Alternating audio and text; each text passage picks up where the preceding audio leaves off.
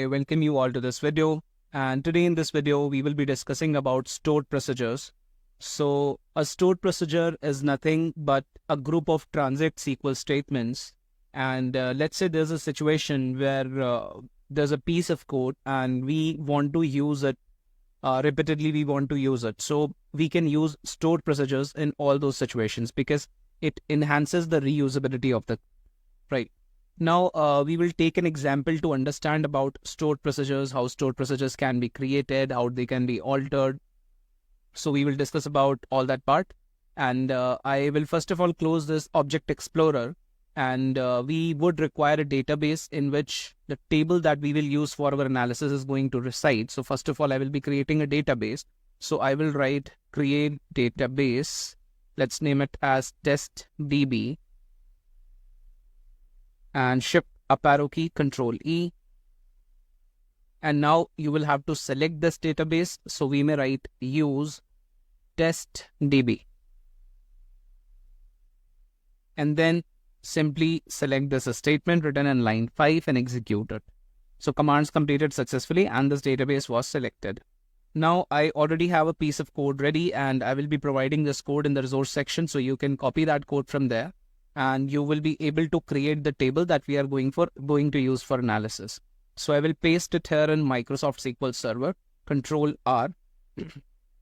And now I will simply select this statement, the SQL code written from line number 7 to 24, and I will simply execute it. So 5 rows impacted, and basically a table by the name employees was created in the test DB. And we will be using it in our analysis to understand about stored procedures. And these were the following records inserted. So now I will simply click here on new query and it will open a new query window for us. And first of all, let's run a simple select statement on the data that we have. So we will write select star from employees. And now I will simply execute this statement. So I'll press Control E. And this is the data that we have. So now, as you saw, that we just executed a simple select statement to get this data. But what if we want to use a stored procedure to get the same output, how that can be achieved? So we can wrap this query inside a stored procedure. And there's a certain way in which the code has to be written. There's a syntax for stored procedure. So we will discuss about that. So first of all, you have to write create procedure and then you need to provide a name to your procedure. So let's name the procedure as SP underscore. Let's name it as test. You may give it any name. I'm just naming it as SP test. And we have used prefixed this SP test with SP because it becomes easier to identify, to recognize that yes, it refers to a stored procedure. And now after that, you need to write the as keyword, then begin. And after that, the body of the stored procedure begins. So here we can write select star from employees. And then you can simply end this code. So if we will execute this piece of code, which is written in line 5 to line 9, this will create a stored procedure for us and the name of that stored procedure will be SP underscore test. So I will select this piece of code which is highlighted in blue as of now on the screen and I will simply execute it. So commands completed successfully and now we will have to call this stored procedure. So first of all, you will have to create the stored procedure and then you need to call that stored procedure. So the way to call that stored procedure is that you can either write the name of the stored procedure.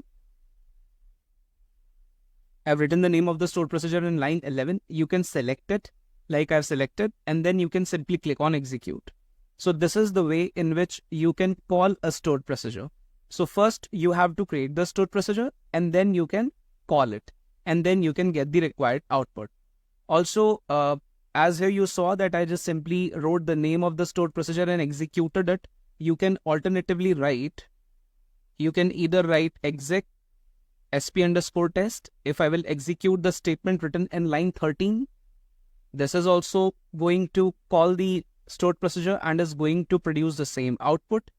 or you may also write execute sp underscore test. Shift up arrow key, select the statement written in line 15 and simply execute it, Control E.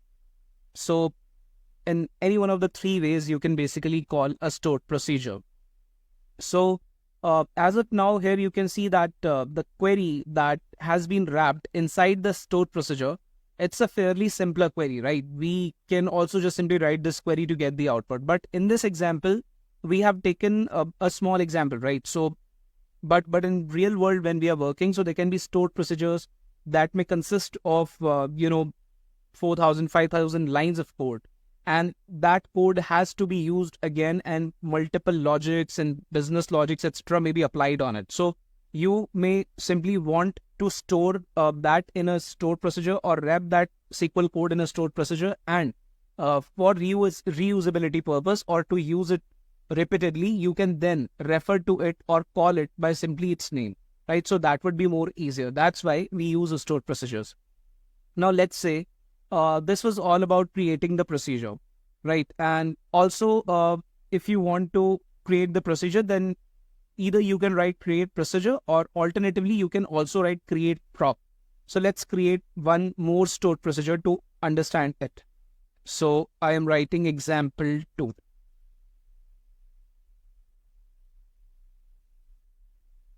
Let's say this time we want to create a stored proc in which from which basically, as a part of the output, we don't want all the columns to be there from the employees table, but we want certain columns to be shown to us in the output.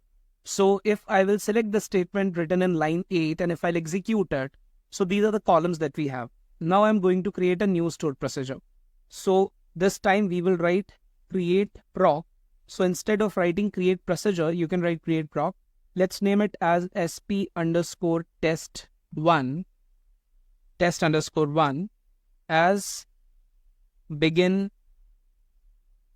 Now this time, let's say we want only first name and last name columns. So we can write select first name, comma last name from employees. And then you need to end this. So end. Now let's execute the code written from line 20 to 24. So I will simply select this part and I will simply press Control E. So commands completed successfully, and thus we were successfully able to create the stored procedure named sp test underscore 1. Now we want to call this stored procedure.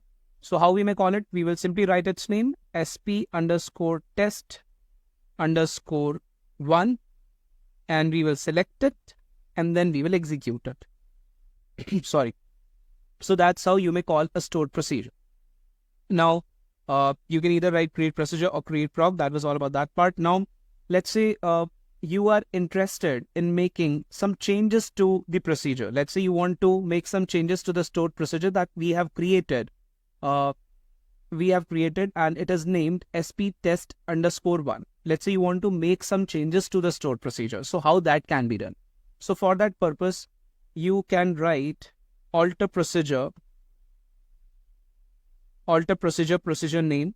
So the name of the procedure is sp underscore test underscore 1, then as keyword begin, then the body of the stored procedure. So let's say we do not want the first and last name to be there, to be shown there in the output from the employees table, but let's say we want one more column to be there, and maybe we should check for the columns first of all. So we have employee ID, first name, last name. Let's say along with the first name and last name column, we also want employee ID to be there. So we are not creating a new stored procedure for that. Rather, we are updating the existing procedure which is named sp test underscore 1. So now I will write alter proc name, then as begin. Now we will have to write select. Since we want employee ID also to be there in the output, so we will write employee ID, comma, first name, comma, last name from employees. And then we will simply end it. And now I will select the code written from line 30 to 34 and I will execute this piece of code. So you can see commands completed successfully. If now you will call the stored procedure named sptest_1, if I'll select its name and if I'll execute its name only, so you will see that now the same stored procedure gives you new output. Why? Because we made changes to this stored procedure. We made changes to the query wrapped inside this stored prop, right? So now the output changed. So in that way, you can alter a stored prop, right? So there were some of the things that we have discussed in this video, and I hope you got an idea and understanding about stored procedures and how to create and alter them. And there are stored props with input and output parameters that we will be discussing in the upcoming sessions. So I'll be uploading more videos wherein we will discuss about the stored procedures with parameters, right? So I hope this video was helpful and we'll meet in the next session. Till then, thank you. Bye-bye.